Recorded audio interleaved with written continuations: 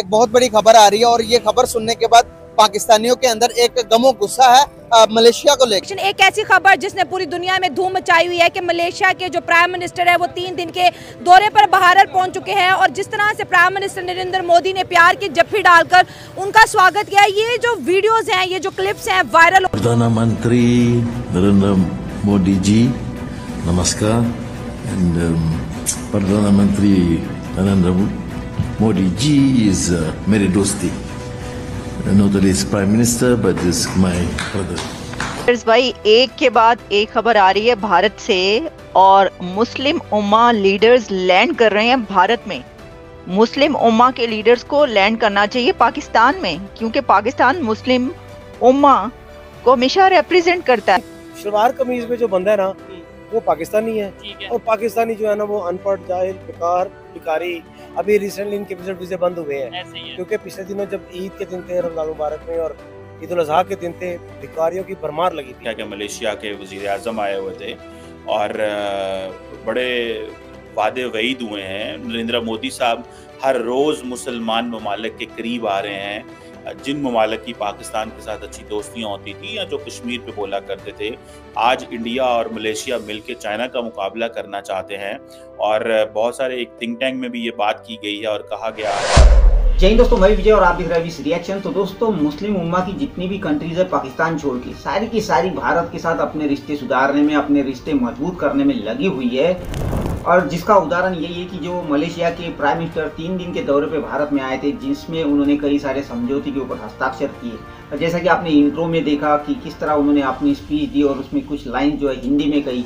भारत को तो अपना खास दोस्त कहा ही, मगर साथ में मोदी जी को दोस्त, मेरा भाई, ये जो बात कही है, ये वीडियो काफ़ी वायरल हो चुकी है दोस्तों सोशल मीडिया के ऊपर, खास तौर पे पाकिस्तान के सोशल मीडिया के ऊपर। क्योंकि ये जो मलेशिया है, इसको पाकिस्तानी अपना बिरादर मुल्क मानते थे। आज वही बिरादर मुल्क जो है भारत को अपना सच्चा दोस्त, अपना भाई बता रहा है। तो इसलिए पाकिस्तानी काफ़ी बौखलाए हुए हैं दोस्तों।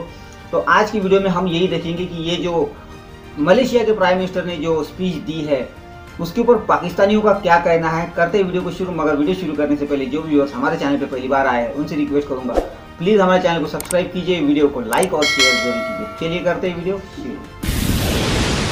कहूँगी कि इंडिया ने जिस तरह से Muslim countries plus European countries plus जितनी भी कंट्रीज़ जो है वो इस वक्त फ्लरिश कर रही हैं या फिर अपनी ट्रेड के अंदर एक प्रोग्रेसिव वे में जा रही है, उनके साथ एक अच्छा और प्रोग्रेसिव रिलेशन कायम किया है। This is a success for Indians foreign policy, जिसको हेड करते हुए नज़र आते हैं एस जयशंकर, और फ्रंट लाइन से जो है वो उसको जो है वो लीड करते हुए नज़र आते हैं। ठीक है, और एक यही बंदा है जिसने PM मोदी के साथ मिलकर इंडिया का जो है ना वो नक्शा ही बदल दिया है। ओवरऑल वर्ल्ड के अंदर इंडिया जो है वो मैप के ऊपर पीस को प्रमोट करता हुआ आगे बढ़ा है। क्योंकि देखें, आप सऊदी अरेबिया को देख लें, आप UAE को देख लें, आप मलेशिया को देख लें, आप जिसको मर्जी देख लें, वो इंडिया के गुनगार है। गुनगाने की रीजन भी है, इंडिया को कह रहे हैं ये मेरा ब्रदर है। एग्जैक्टली। के बाद एक खबर आ रही है भारत से और मुस्लिम उम्मा लीडर्स लैंड कर रहे हैं भारत में। मुस्लिम उम्मा के लीडर्स को लैंड करना चाहिए पाकिस्तान में, क्योंकि पाकिस्तान मुस्लिम उम्मा को हमेशा रिप्रेजेंट करता है। मुस्लिम उम्मा का एक झंडा बुलंद किया हुआ है पाकिस्तान ने, लेकिन मुस्लिम उम्मा लीडर्स लैंड कर रहे हैं इंडिया के अंदर। मलेशिया के प्राइम मिनिस्टर इंडिया पहुंचे हैं 3 डे विजिट पर, और इंडिया के प्राइम मिनिस्टर नरेंद्र मोदी साहब ने Malaysian prime minister Anwar Ibrahim साहब को सेरेमोनियल वेलकम किया है राष्ट्रपति भवन में। अमेजिंग। और हम कहते हैं कि जरा, वो कहते हैं ना कि छुरी तले दम ले लें। बात यह है कि भाई क्या जबरदस्त विजिट्स हो रहे हैं भारत के, पूरी दुनिया के लीडर्स इस वक्त इंडिया में लैंड करें, एक के बाद एक, 1 बाय 1। कितने को प्रोग्राम करें हम। पहले मैंने आपको खबर दी जापान का जो हो रहा है वहां पर, इंडिया और जापान 2+2 डायलॉग। फिर हमने आपको उससे पहले बताया कि नेपाल के जो फॉरेन मिनिस्टर वहां पर पहुंची, और अब मलेशिया के प्राइम मिनिस्टर वहां पर पहुंच गए हैं आज। देखिए जी, पाकिस्तान जो है वो मुस्लिम कंट्री है और यहाँ पे इंडिया से ज़्यादा जो है वो यहाँ पे इस्लाम की तरवीज होती है। यहाँ पे मदारिस हैं, यहाँ पे ये नहीं हो सकता कि वो मुस्लिम ममालिक में पाकिस्तान को छोड़ के तो और कोई मुस्लिम ममालिक जो है वो इंडिया से ज़्यादा रिलेशनशिप कायम रखते हैं। चलो वो सफारती तल्लुकात की वजह से वो चले गए होंगे, लेकिन बीइंग इस्लामी मुल्क वो पाकिस्तान जो है यहाँ पे ज़्यादा इस्लाम की तरजीह होती है। इंडिया के रहने से। आप क्या समझते हैं, एग्री करते हैं इनसे? इसमें जनाब गुजारिश यह है कि ये जो सिलसिला आ रहा है ना, ये हमारे बाहमी सियासी इख्तलाफात जो शिद्दत अख्तियार कर चुके हैं, जी। उसकी वजह से गैर मुल्की हुकूमतें, तजारती इदारे जो हैं वो अपना कुछ रास्ता वो देख रहे हैं जहाँ पर सहूलत मिल सकती है जी। तो इसलिए उस चीज़ का रिजल्ट है। अदरवाइज मलेशिया हमसे दूर नहीं था, तो ये उसकी वजह से ऐसा हुआ कि जापान के फॉरेन मिनिस्टर और उनके डिफेंस मिनिस्टर्स इन इंडिया, उसके बाद मलेशिया के Anwar Ibrahim is in India, और उसके बाद जो अभी रिसेंट में देख रहा हूं कि वहां के जो डिफेंस मिनिस्टर हैं राजनाथ साहब, he is coming to America. तो वो अपनी फॉरेन पॉलिसी को किस तरीके से बैलेंस कर रहे हैं, जो किस तरीके से वो एक रीजनल सुपर पावर का लफ्ज मैं कहूंगा, बल्कि they have proven themselves as a regional super power.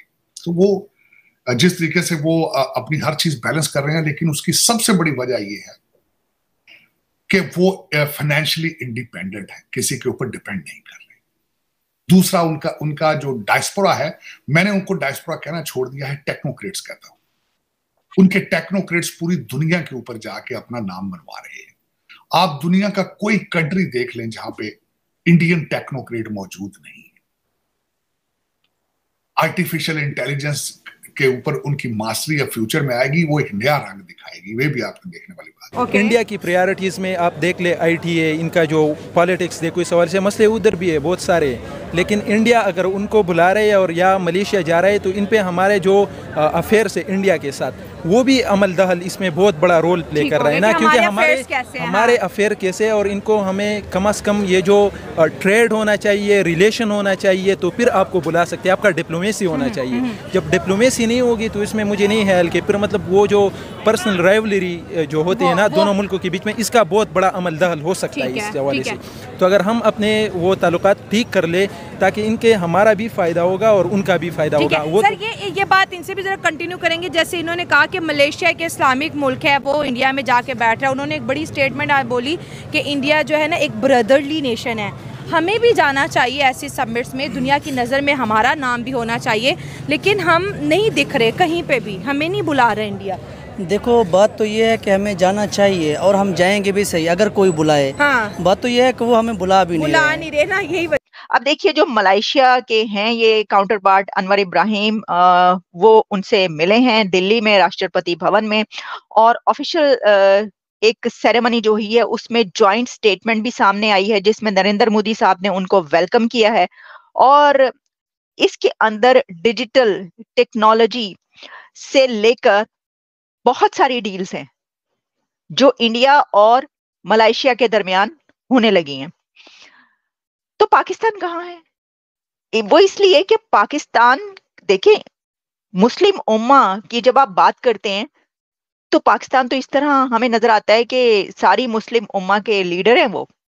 चले लीडर ना भी हो तो लीडर तो कहते हैं ना सऊदी अरेबिया है, तो वाइस लीडर नजर आते हैं, हम ये कह लें।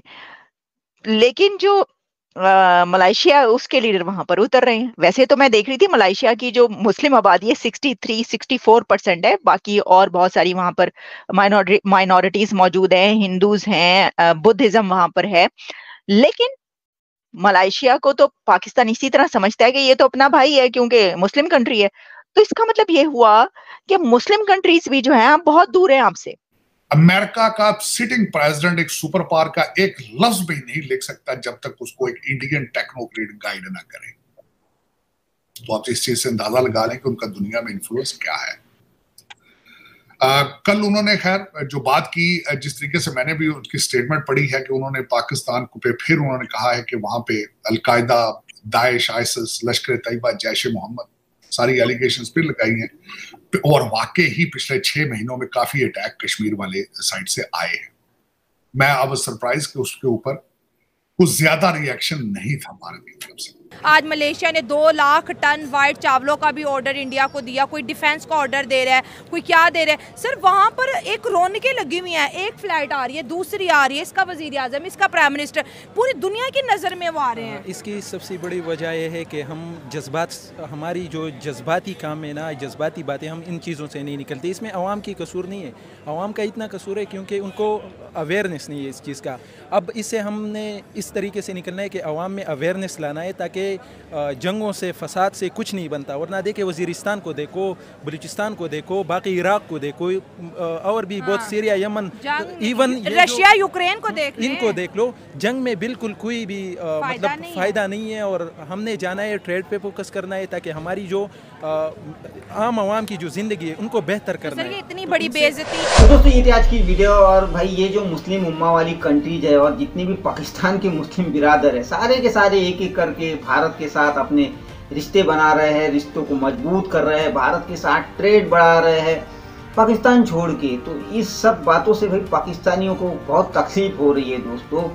और ये जो जितनी भी कंट्रीज है ना दोस्तों, जो पाकिस्तान हर बार इनके पीछे एक ही रोना लगाता था कि भाई कश्मीर में ये हो रहा है, कश्मीर में हो रहा है, मगर आज ये कंट्री सब जान चुकी है कि कश्मीर में क्या हो रहा है, भाई कुछ नहीं हो रहा। और दूसरी तरफ इनका हमेशा का वही रोना होता था, और बाद में जो है ये चुपके से अपना कटोरा पीछे से निकाल के उनके सामने कर देते थे, जिससे कि ये कंट्री बहुत परेशान हो चुकी थी। एक तो इनका रोना भी सुनो और बाद में इनको भीख भी दो। तो इन कंट्रीज़ ने आज भारत का फ्यूचर देख लिया। और जो मलेशिया है ये भी उन्हीं में से एक कंट्री है जो कि भारत के खिलाफ पाकिस्तान के कहने पे कश्मीर के ऊपर बयानबाजी करती थी, मगर आज उन्होंने भारत का फ्यूचर देखा है और उन्होंने इसी में भलाई मानी है कि भाई अगर भारत के साथ रिश्ते अच्छे रखेंगे तो ही ठीक रहेगा।